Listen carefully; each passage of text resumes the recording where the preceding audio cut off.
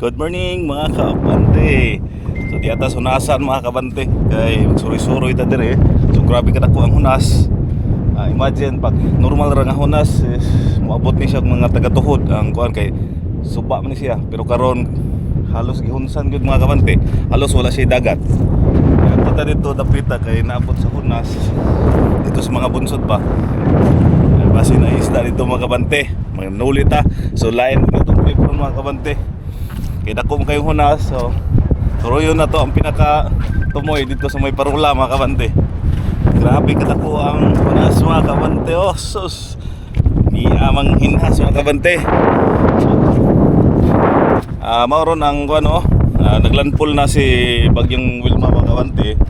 Pero salamat sa Ginoo nga diri sa Bohol nay ulan mga kabante. Hangin lang siya. Nisidlak ang adlaw. Naiuwan pero taligsik ra. Kayo kusog. Pero murag mo kusog. Nay pag-rimbo mga kabante. Oh. So gitaas ang yahang kuan, yahang trap mga kabante no. So yang agian sa bagyo, saka og gamay medyo lisan ang Bohol. Kung kasama tang taga Bohol nga isaka og gamay ang kuan, ang agian sa Bagyong Wilma. So nga tong panahon dire sa mga taga dire, taga Bohol, adili lang mga balaka kay misidlak ang adlaw, kusog hangin. Pero di mo hinong tanto kayo kusog, pero hangin yun nya taligsik ra. So nairin po mga kabante to.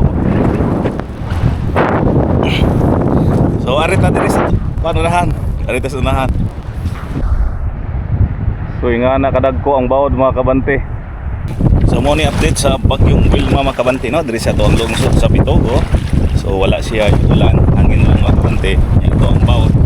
Ang bawod mga kabante makita sa tong likod na dagko gyud kayo mga kabante.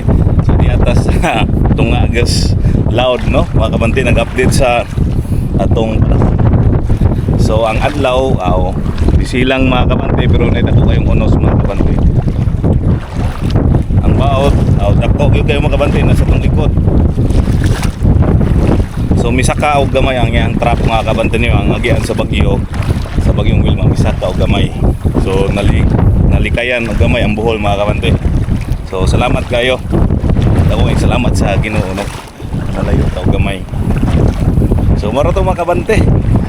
Nakahatag dag update no sa tuang mga kaigsuonan nga naay mga pamilya diri sa atong isla sa Bitogo. So dagko gyud ang bawod no. So amping mga kabante, amping.